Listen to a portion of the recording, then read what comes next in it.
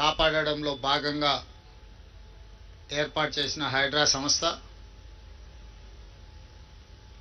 వాళ్ళ విద్యుక్త ధర్మంలో భాగంగా హైడ్రా పోలీస్ స్టేషన్ను ఏర్పాటు చేసుకోవడం జరిగింది.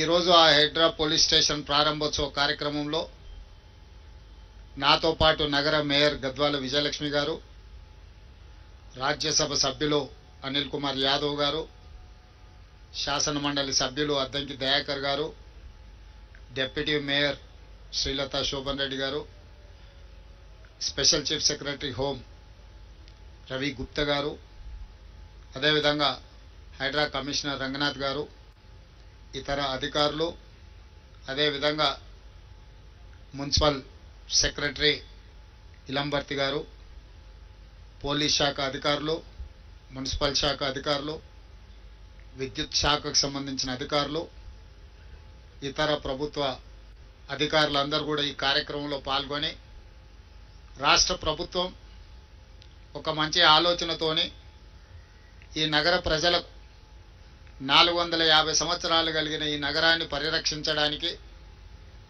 ఈ నగర ప్రజల యొక్క అవసరాలను ఆర్థిక అభివృద్ధి కోసం తీసుకున్న నిర్ణయాన్ని ఈరోజు మీడియా మిత్రుల సమక్షంలో చర్చించుకొని భవిష్యత్ కార్యాచరణను నిర్ణయించుకోవడానికి ఏర్పాటు చేసిన అధికారులందరినీ కూడా మనస్ఫూర్తిగా నేను అభినందిస్తున్నా. మీకు అందరికీ తెలుసు, స్వతంత్రం వచ్చిన తర్వాత భారతదేశం యొక్క పరిపాలన ఎట్లా ఉండాలి, ప్రజలకు ప్రజాస్వామిక హక్కులనే కాకుండా ప్రాథమిక హక్కులను ఏ విధంగా అందించాలన్న ఆలోచనతోటి ఆనాటి నేషనల్ గవర్నమెంట్ రాజ్యాంగాన్ని పరిరక్షించడానికి, రాజ్యాంగాన్ని రాయడానికి డాక్టర్ బాబాసాహెబ్ అంబేద్కర్ గారి నేతృత్వంలో ఒక కమిటీని ఏర్పాటు చేసి భారత రాజ్యాంగాన్ని మనం రచించుకోవడం జరిగింది.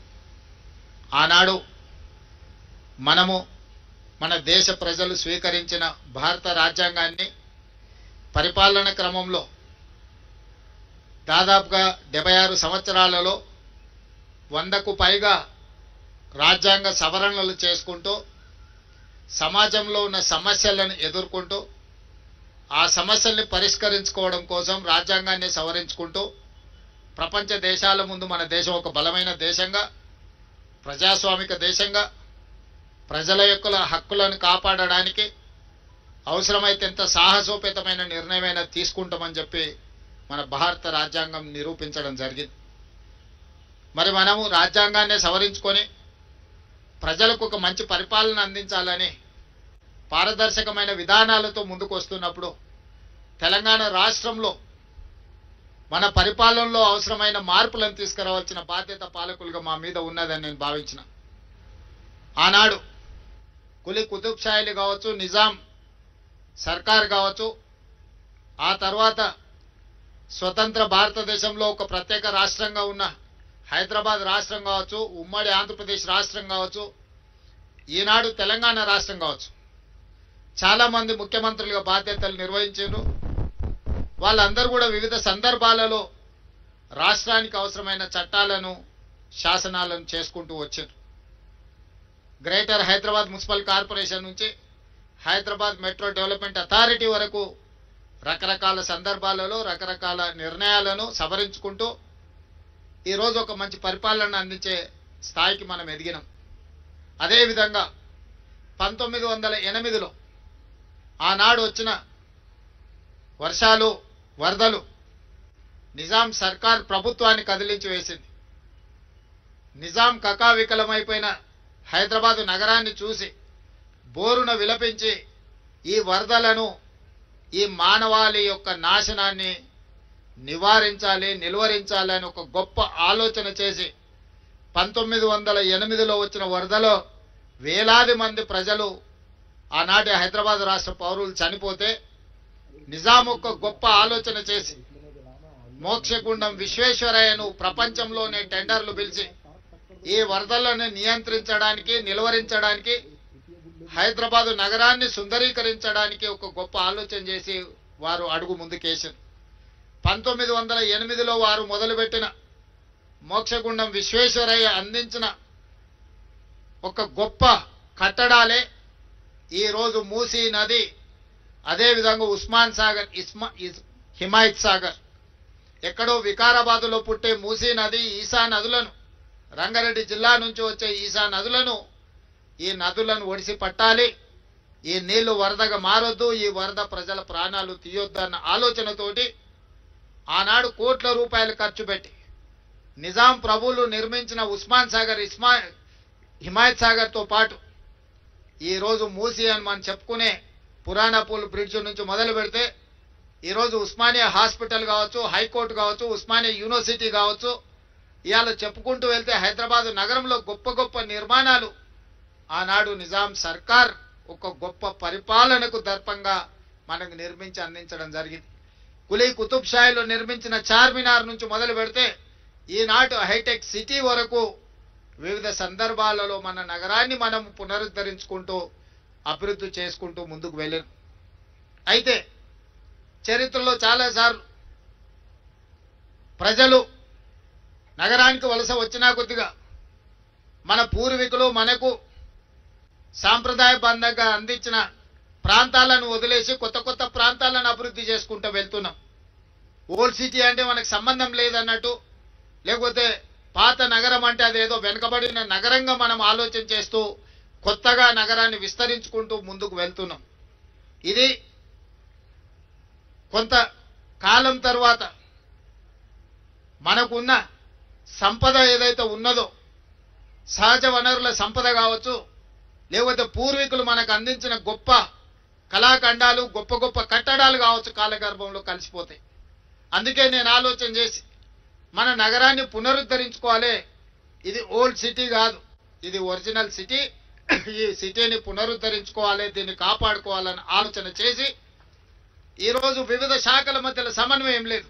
ఈరోజు ఇక్కడ చాలా మంది పోలీస్ అధికారులు, పోలీస్ డిపార్ట్మెంట్లో మనం యాంటీ కరప్షన్ బ్యూరోని తెచ్చుకున్నాం, విజిలెన్స్ అండ్ ఎన్ఫోర్స్మెంట్ని తెచ్చుకున్నాం, సిఐడిని తెచ్చుకున్నాం, ఈ విధంగా రకరకాలుగా ఆక్టోపస్ తీసుకొచ్చుకున్నాం, ఎస్ఐబి తీసుకొచ్చుకున్నాం.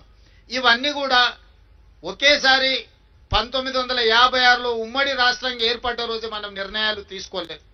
ఎట్లెట్లా మన అవసరాలు, మన పరిస్థితులు, ప్రజలకు ఏ విధంగా మనము పరిపాలనను అందుబాటులోకి తీసుకురావాలని ఆలోచన చేసినప్పుడు ప్రతి సందర్భంలో కొన్ని కొత్త శాఖలను మనం నిర్ణయం తీసుకుంటూ కొత్త శాఖలను ఏర్పాటు చేసుకుంటూ పరిపాలనను బలోపేతం చేసినాం.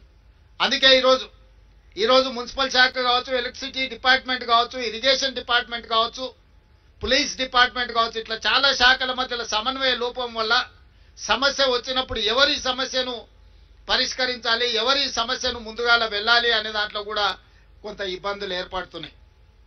వీటన్నిటిని నేను ముఖ్యమంత్రిగా పదవి చేపట్టిన తర్వాత మున్సిపల్ శాఖ నా దగ్గరనే ఉండడం, ఈ నగరం యొక్క అభివృద్ధి మీద ప్రత్యేకమైన దృష్టి పెట్టాలని ఆలోచన చేసినప్పుడు శాఖల మధ్య సమన్వయం ముఖ్యమంత్రిగా నేను చెప్పినా కూడా సరైన విధంగా మనం ఆశించిన మేరకు ఫలితాలు రాలేదు. అందుకే అధికారులతోని అదేవిధంగా అనుభవజ్ఞులతో నేను మాట్లాడినా దీనికి పరిష్కారం ఏంది అని. అదేవిధంగా బెంగళూరులో మన జరిగిన సమ్మర్లో 1600-1700 ఫీట్లు బోరేసిన తాగునీళ్లు లేక గొప్పగా అభివృద్ధి చెందిన బెంగళూరు నగరాన్ని నుంచి పెద్ద పెద్ద సంస్థలు వలసలు పోయే పరిస్థితి వచ్చింది. బెంగళూరు ప్రకృతి పరంగా చాలా గొప్పగా ఉంటుంది, కానీ మొత్తం కాంక్రీట్ జంగులు అవ్వడం వల్ల, అక్కడ చెరువులను పరిరక్షించుకోకపోవడం వల్ల, నీటి నిల్వలను ఒడిసి పట్టుకోకపోవడం వల్ల బెంగళూరు నగరము దాదాపుగా మొన్నటి ఎండాకాలంలో తాగడానికి నీళ్లు లేక విలవిలలాడి బెంగళూరు నగరంలో ఉన్న ప్రజలు వలసపోయే పరిస్థితి వచ్చింది. అదేవిధంగా ముంబైలో చిన్న వర్షం వస్తే అతలాకుతలం అయిపోయే పరిస్థితి వచ్చింది. అక్కడ ఏ సంస్థలు పనిచేయలేని పరిస్థితి. మీకు అందరికీ తెలుసు, చెన్నైలో వరదలు వస్తే 2 ఫ్లోర్లు 3 ఫ్లోర్లు నగరమంతా మునిగిపోయే పరిస్థితి.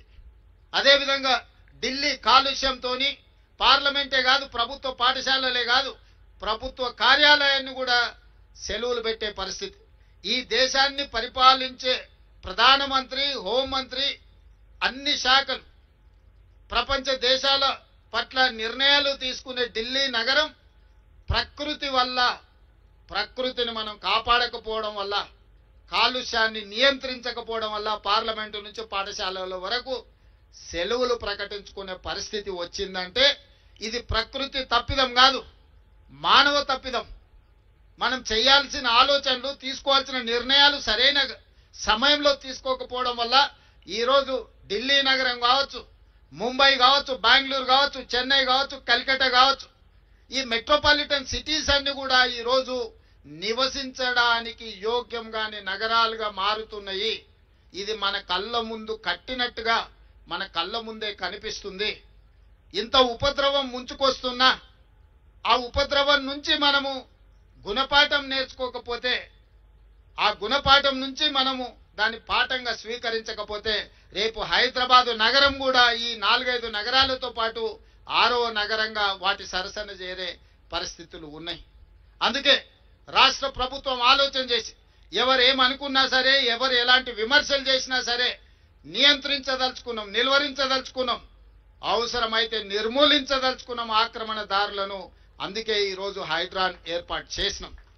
హైడ్రా అంటే కేవలం ఏదో పేదల ఇల్లు కూలగొట్టడానికి పెట్టినట్టుగా కొంతమంది చిత్రీకరిస్తున్నారు. నాకు ఆశ్చర్యం కలుగుతుంది. వాళ్ళ ఆలోచనలు, వాళ్ళ విధానం